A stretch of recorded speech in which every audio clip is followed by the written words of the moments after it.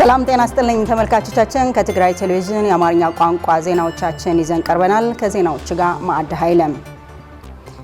የትግራይ ሉዓላዊነትና የተፈናቃዮች ጉዳይ ቀይ መስመር ነው ሲሉ ፕሬዝዳንት ታደሰ ወረደ ከአላማጣ ከተማና ከራያ አላማጣ ነዋሪዎች ጋር ባደረጉት ውይይት ገለጹ። የትግራይ ሉዓላዊነት ለመመለስ የሁሉም ትግራዋይ ግዴታ መሆኑን የገለጹት ጀነራል ታደሰ አከራካሪ የሚባል መሬት በትግራይ እንደሌለና የሉዓላዊነትና የተፈናቃዮች መመለስ ጉዳይ ቀይ መስመር መሆኑንም ተናግረዋል። ስለሺ ሐጎስ የትግራይ ጊዜያዊ አስተዳደር ፕሬዝዳንት ሌተናል ጀነራል ታደሰ ወረደ ከአላማጣ ከተማና ከራያ አላማጣ ነዋሪዎች ጋር ውይይት አድርገዋል። በዚህ መድረክ የተሳተፉ ነዋሪዎች የምዕራብ ትግራይ ተፈናቃዮች ጉዳይ፣ መልካም አስተዳደር፣ ሰላም፣ ደህንነት፣ የልማት ስራዎችና ሌሎች ማህበራዊ ኢኮኖሚያዊ ችግሮች ላይ ጥያቄዎችን አቅርበዋል። ፕሬዝዳንቱ የትግራይ ህዝብ ሁሉ የሚያገናኘው ጉዳይ ሉዓላዊነትና የተፈናቃዮች መመለስ መሆኑን ይህም ለድርድር የማይቀርብ ነው ብለዋል። በዚህ መሰረት የምዕራብ ትግራይ ተፈናቃዮች ወደ መሬታቸው መመለስ አስፈላጊ መሆኑን ገልጸው የምዕራብ ትግራይ ተፈናቃዮች መከራ የሁሉም ትግራዋይ መከራ መሆኑን አስረድቷል። ሉዓላዊነትና የተፈናቃዮች መመለስ ትግራይን ወደ ከጦርነት በፊት ያለችበት ሁኔታ ለመመለስ የሁሉም ትግራዋይ ግዴታ መሆኑን ገልጸው አከራካሪ የሚባል መሬት በትግራይ የለም ብለዋል። የሉዓላዊነትና የተፈናቃዮች መመለስ ጉዳይ ቀይ መስመር መሆኑንም አጠናክሯል። በተጨማሪም ተፈናቃዮች ባለመመለሳቸው የትግራይ ህዝብ ደህንነት አደጋ ውስጥ መግባቱን ገልጸው እንደገና ጦርነት ቢከሰት ምክንያቱ የሉዓላዊነትና የተፈናቃዮች መመለስ አለመፈጸሙ ነው ብለዋል። በፕሪቶሪያ ስምምነት መሰረት የትግራይ ጥያቄዎች እንዲፈቱ በትዕግስት እንደሚጠብቁ ገልጸው ለሰላም ሲባል የትግራይ ህዝብ ብዙ ፈተናዎች እንደደረሰበትና በጀትና ደሞዝ እንደተከለከለ ልማቱም እንዲቋረጥ እየተደረገ ብዙ ዋጋ እየከፈለ መሆኑን ገልጸዋል። ሌላው ወገንም ይህንን እውነታ መረዳት እንዳለበትም አመላክቷል። ተሳታፊ ነዋሪዎች ደግሞ የህዝብ አንድነትና ስምምነት እንዲጠናከር ጥሪ አቅርበዋል።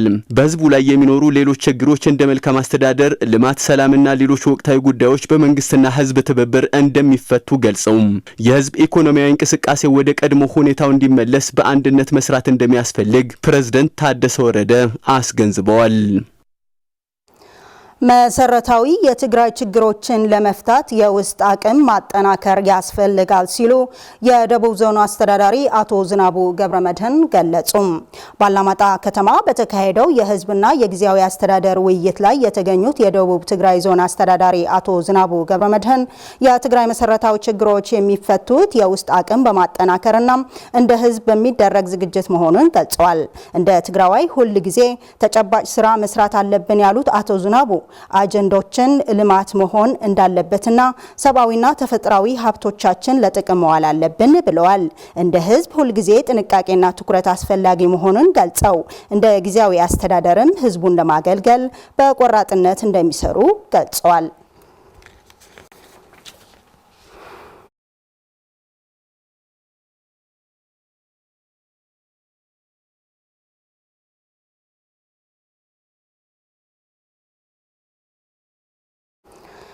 ማህበራዊ ረድኤት ትግራይ 300 ሚሊዮን ብር በመመደብ በጦርነት ጉዳት የደረሰባቸው ከ3000 በላይ የቤተሰብ አስተዳዳሪ ሴቶች ድጋፍ አደረገች።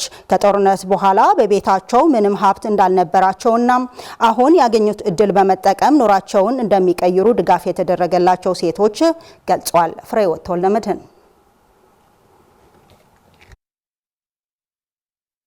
ማህበራዊ ረድኤት ትግራይ 300 ሚሊዮን ብር በመመደብ በአድዋ፣ ዕዳጋ ዓርቢና ፈረስማይ ከተሞች የሚገኙ 3103 በጦርነት ጉዳት የደረሰባቸው የቤተሰብ አስተዳዳሪ ሴቶች እገዛ እንዳደረገች አስታወቀች። በዚህ የሶስተኛ ዙር የሴቶች ማቋቋሚያ ፕሮጀክት እያንዳንዳቸው 57500 ብር በመስጠት ቢያንስ 5 ፍየሎች እንዲገዙ እየተደረገ መሆኑም ተገልጿል። በዚህ ዙር ከ15500 በላይ ፍየሎች እንዲገዙ የተደረገ ሲሆን ይህም ከግሊመር በተገኘ ድጋፍ 300 ሚሊዮን ብር በመመደብ እየተፈጸመ እንደሆነ የማረት የግብርናና የተፈጥሮ ሀብት ክፍል ኃላፊ አቶ ደስታ ገብረ ሚካኤል ገልጸዋል። ይህ የማቋቋሚያ ፕሮግራም በ2016 ዓ.ም የተጀመረ ሲሆን አሁን ወደ ሶስተኛው ዙር መድረሱንና በመጀመሪያና በሁለተኛ ዙር የነበሩ ጠንካራና መሻሻል የሚገባቸው ስራዎችን በመገምገም የሶስተኛ ዙር ስራዎች መጀመራቸውንም አቶ ደስታ ገልጸዋል። እነዚህ የቤተሰብ ኃላፊ ሴቶች በመጀመሪያ በስነ ልቦና ድጋፍና የቢዝነስ ስልጠና እንዲያገኙ መደረጉን በመግለጽ አሁን ወደ ተግባራዊ ስራ ለመግባት ፍየሎች እየገዙ መሆናቸውን አቶ ደስታ ገልጸው ማረትም ቀጣይነት ያለው ያለውና የተጠናከረ ክትትል እንደሚያደርግም አክለዋል። ይህ እድል ወደ ሌሎች ወረዳዎች ለማስፋትም እየተሰራ እንደሆነም ተገልጿል። የዚህ እድል ተጠቃሚ የሆኑ በአድዋ ከተማ የደበርሺ ቀበሌ ነዋሪ የሆኑት ወይዘሮ ገነት ገብረ ጻዲቅ፣ ጽጌ ኃይሉና ፀሐይ ደሞዝ ይህ እድል በጣም ጠቃሚ መሆኑን ገልጸዋል። ከጦርነት በኋላ በቤታቸው ምንም ሀብት እንዳልነበራቸው በመግለጽ አሁን ያገኙትን እድል በመጠቀም የኑሯቸውን ሁኔታ እንደሚቀይሩና ከጭንቀት ወጥተው ወደ ስራ እንዲገቡ ድጋፍ ላደረጉላቸው ማረትና ግሊመር ከፍተኛ ምስጋናም አቅርበዋል። ማርና ስም ልማት በትግራይ አንድ አስፈላጊ የገቢ ምንጭ መሆኑንና ልዩ ትኩረት እንደሚገባው የትግራይ ዘርፍ ማህበራት ምክር ቤት ገለጸም። ከፕሪቶሪያ ውል በኋላ ለዚህ ዘርፍ በቂ ትኩረት እንዳልተሰጠውና ይህን ችግር ለመፍታት ከመንግስትና ከሌሎች አካላት ጋር በመተባበር የማርና ስም አምራቾች ማህበር መቋቋሙን ተገልጿል። ሰሎሞን አስመላሽ የማርና ስም ልማት በትግራይ አንድ አስፈላጊ የገቢ ምንጭ መሆኑ ልዩ ትኩረት እንደሚገባው የትግራይ ዘርፍ ማህበራት ምክር ቤት ገለጸም። የትግራይ ዘርፍ ማህበራት ምክር ቤት ምክትል ፕሬዚደንት አቶ ጸጋይ ሐድጉ በንብ ልማት ዘርፍ የተሰማሩ ገበሬዎችና ባለሀብቶች እንዲጠቀሙ ለማድረግ የማርና ስም ልማት ለማሳደግና ሌሎች ጉዳዮችን ለማስተካከል መደራጀታቸው እንዳስፈለገ ገልጸዋል። ከትግራይ ዘርፍ ማህበራት ምክር ቤት በታች ከ20 በላይ የተለያዩ ዘርፍ ማህበራት እንዳሉና የማርና ስም ዘርፍ ሰፊና ትርፋማ መሆኑ አቶ ጸጋይ ገልጸዋል። ይህንን ግምት ውስጥ በማስገባት ቀደም ሲል ለማር ልማት ትኩረት ተሰጥቶ እንደነበር አስታውሰው ከአንድ ቀፎ ንብ እስከ 70 ኪሎ ማር እንደሚገኝና በጣም ውጤታማ መሆኑንም ተናግረዋል። የትግራይ ማር በጥራት የሚታወቅና በዓለም አቀፍ ገበያ የሚፈለግ በመሆኑ ሌሎች አካላት በትግራይ ማር ስም እየሸጡ እንዳሉም አመላክተዋል።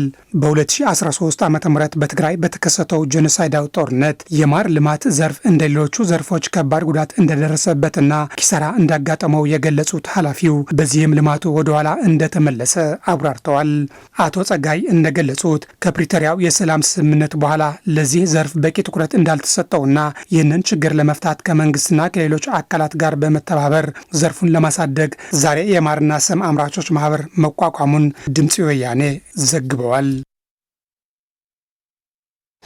በመጨረሻም የውጭ ዜና አሜሪካ በኢራን ነዳጅ ላይ የጣለችውን ማዕቀብ በጊዜያዊነት ማንሳቷን ተገለጸም።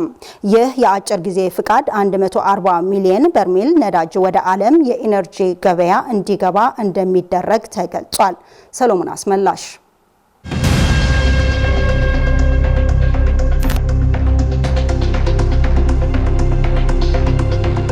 አሜሪካ በኢራን ነዳጅ ላይ የጣለችውን ማዕቀብ በጊዜያዊነት ማንሳቷን ተገለጸም። በከፍተኛ መጠን የጨመረው የነዳጅ ዋጋ እንዲቀንስ እየጣረ ያለው የአሜሪካ መንግስት ግምጃ ቤት ቀድሞውንም ባህር ላይ የነበረ የኢራን ነዳጅ ለ30 ቀናት የግምጃ ቤት ሚኒስትሩ ስኮት ቤሴንት ይህ የአጭር ጊዜ ፈቃድ 140 ሚሊዮን በርሜል ነዳጅ ወደ ዓለም የኤነርጂ ገበያ እንዲገባ እንደሚያደርግ በኤክስ ገጻቸው ባሰፈሩት ጽሑፍ ገልጸዋል። ይሁን እንጂ ኢራን ከነዳጅ ሽያጩ የሚገኘው ትርፍ ለማግኘት አዳጋች እንደሚሆንባት ቤሰንት ተናግረዋል። የማዕቀብ ማንሳት ውሳኔው ቀድሞውኑ እየተጓጓዘ ያለ ነዳጅ ላይ ብቻ እየተገደበ መሆኑ የገለጹት ሚኒስትሩ አዲስ ግዢ ወይም ምርት አይፈቀድም ብለዋል።